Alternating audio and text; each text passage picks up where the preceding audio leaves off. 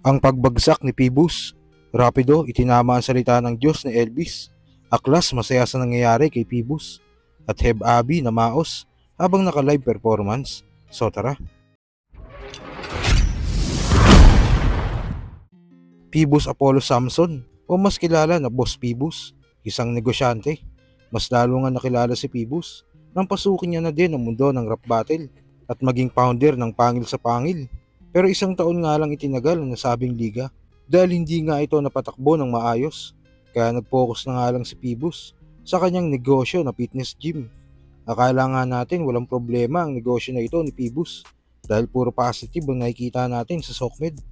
Pero ito nga lang, tila may mabigat palang pinagdadaanan ng nasabing negosyo dahil maraming trabahador umano ang hindi nasasahuran ng maayos. Kaya nga ibang branch ni Phoebus ay tumigil muna sa pag-operate. Sa video nga na ginawa ni MG, dito ay binanatan niya si Phoebus sa mga sablay nitong desisyon. The biggest bogus sa buong Pilipinas! The biggest sugarol! My God! Kaya naubos ang pera pampasahod sa mga tao at pera ng mga investor! Oh my God! The one and only Phoebus!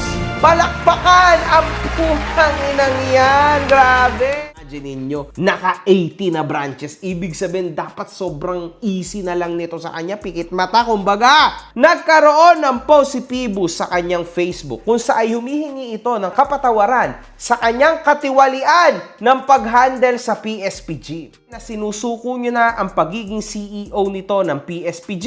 Ang tunay na dahilan kung bakit naghihirap ang PSP ngayon at nagkakandaleche-leche ay dahil sa pagsusugal nito ni Phoebus ng humigit 91 million pesos. He is in very deep hell right now. And yung iba na nagme-message sa akin ay nagsasabi na aalis na daw ng bansa si Phoebus. Para Sa kabilang balita naman, matagal na nga nang huli nating nakitang bumatil si Elvis 2023 pa sa event ng Fox Ganay 7 kung saan muling nabuo ang Team FE. Nakalaban nga nila dito si Macti at G-Spot. Wala na lunas! Mas nyo pang bugong-bugok, katapusan na ng mga hudas. Lalo kayo lulubog, tandem namin walang kupas! Ano nga yung susunod? Team Iron, walang butas, paano kayo lulusog? Matapos nga nito ay naglingkod na si Elvis sa Diyos bilang isang born again. Sa Dayo Podcast ni Shernan, dito ay may nabanggit si Elvis about sa Word of God at tinama nga ni Rapido ang sinabi na yon ni Elvis. Sambitin ang iyong bibig, sumampalataya ka sa puso mo at tanggapin mo na si Kristo ang tagapagligtas. Lahat naman yan tama. Wala namang mali. Pero, dapat din nating tanggapin na hindi sapat na sambitlain mo lang ng iyong mga labi na si Kristo ang tagapagligtas. Hindi natutuldukan yung utos po doon. So, tandaan natin na kapag kulang, nananatiling mali.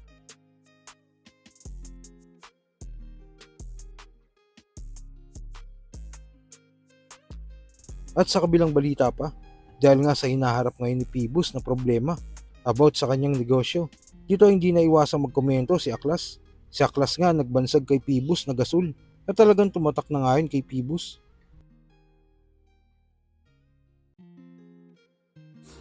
Burahin mo! Gasol! Ano gasol? At sa huling balita, isa nga si Heb Abi sa sikat na rap artist ngayon dahil marami nga siyang sumikat na kanta. At pasok talaga ang kanta niya sa panahon ngayon. Pero may kumakalat nga na isang live performance ni Heb Abi. At sa video nga ay tila maririnig na namamaos na siya. Ang lugar pala na ito ay nangyari sa lugar ng Camarines Sur. Likod!